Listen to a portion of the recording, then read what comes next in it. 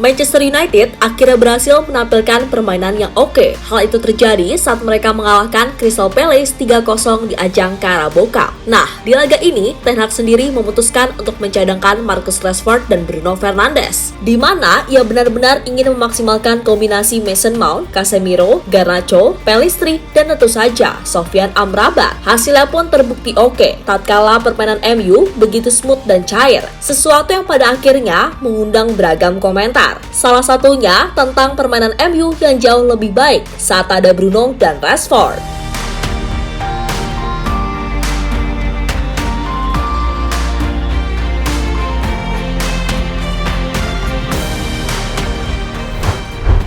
Setelah cukup dibuat mumet dengan rentetan hasil mengecewakan, akhirnya fans Manchester United bisa sedikit bernafas lega tatkala tim kesayangan mampu bermain apik plus menang. Ya, menjamu Crystal Palace di ajang Carabao Cup. Setan Merah berhasil menang dengan skor meyakinkan 3-0, di mana gol dari Garnacho, Casemiro, dan sang duta jalan sehat Anthony Martial cukup untuk membuat publik Old Trafford full senyum. It really is splendid. And Garnacho, with an instinctive ball comes in. The header, 2-0. Free header. It's that man again. He scored in the final last season. Hannibal Martial. What a lovely finish from the angle. A superb strike for Anthony. Ya, di laga ini, Ten Hag memutuskan untuk menaruh Rashford dan Bruno di bangku cadangan. Sang menir memilih untuk memainkan kombinasi Casemiro, Mason Mount, Garnacho, dan Amrabat sebagai poros tim. Khusus buat Amrabat, ini adalah debut sesungguhnya buat dia. Meski di atas kertas ia ditaruh di posisi bek kiri, tapi dalam realisasinya, Amrabat sering inverted, alias masuk menjadi gelandang saat mode menyerang. Itulah mengapa permainan MU begitu solid.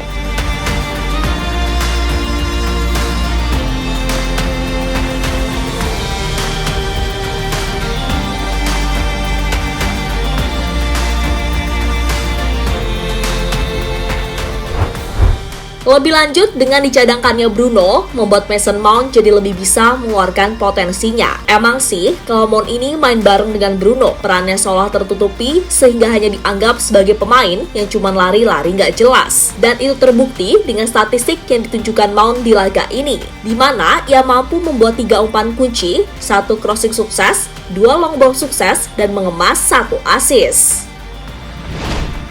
Di sisi lain, ketiadaan Rashford dan Bruno memang sekali lagi harus diakui membuat permainan MU jauh lebih baik. Gak ada lagi tuh pemain yang hobinya lari-lari gocek tapi ujung-ujungnya egois dan malah ngepres. Lalu gak ada juga pemain yang kelamaan nahan bola dan suka ngoceh-ngoceh. Intinya, mainnya MU begitu simpel dan cair. Dan sekali lagi, itu dibuktikan dengan statistik yang ada, di mana MU mampu melakukan 796 passing dengan akurasi rata-rata mencapai 90%.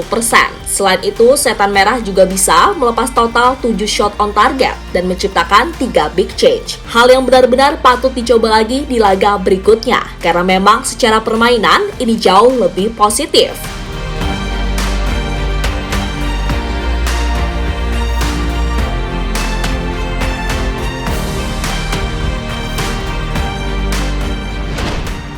Ya, melihat apa yang terjadi, pada akhirnya tak sedikit yang sepakat jika tanpa Rashford dan Bruno, permainan MU jauh lebih oke. Hal itu selaras dengan apa yang dikatakan oleh Jose Mourinho dan Roy Keane, di mana mau mengatakan kalau Rashford ini terlalu sering menyanyiakan peluang di depan gawang. Kemudian Mo juga menyebut jika Bruno Fernandes sebenarnya bisa loh memberi lebih dari apa yang ia bisa. Tapi ya itu tadi, ia lebih sering hilang terutama di laga-laga penting. Rashford terlalu sering menyanyiakan peluang mudah di depan gawang lawan dan hasil akhir tidak merefleksikan jalannya pertandingan.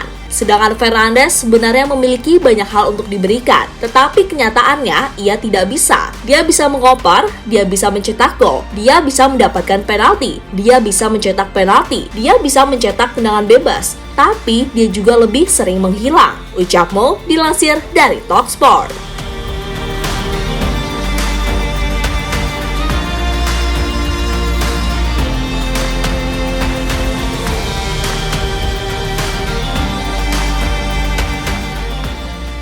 Sementara itu, Roy Keane lebih mengkritisi permainan Marcus Rashford yang dianggap lebih mirip anak-anak. Marcus Rashford bermain seperti anak-anak di depan, tidak ada karakter, tidak ada perjuangan, tidak ada determinasi. Ini kemunduran yang sangat jauh buatnya, tegas Roy Keane dilansir dari Sky Sport. Lebih lanjut, Erik ten Hag sendiri mengaku puas dengan apa yang ditampilkan anak asuhnya di laga ini. Baginya, wajar bila selama ini MU sering sekali jadi sorotan dan mendapat tekanan. Karena bagaimanapun, Manchester United memang salah satu tim terbesar dan penuh sejarah, serta punya basis fans yang luar biasa banyak. Tekanan adalah bagian dari kehidupan di Manchester United bagi semua orang yang terlibat di klub. Tuntutannya tidak pernah mudah karena ekspektasinya begitu tinggi dan semua orang memperhatikannya. Tetapi Anda tidak memakai lambang ini untuk mendapatkan kehidupan yang mudah, tapi karena Anda mampu memikul tanggung jawab tersebut, ucap Ten Hag usai laga.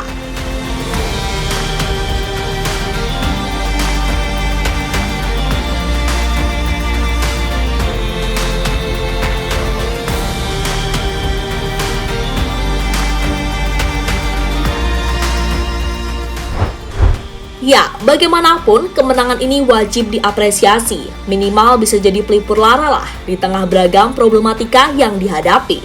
Dan kini patut dinanti, apakah di akhir pekan nanti saat menjamu lawan yang sama, yakni Crystal Palace tapi ajang Premier League, MU bisa bermain seperti ini lagi atau tidak? Lalu, apakah Rashford dan Bruno akan cadangan lagi?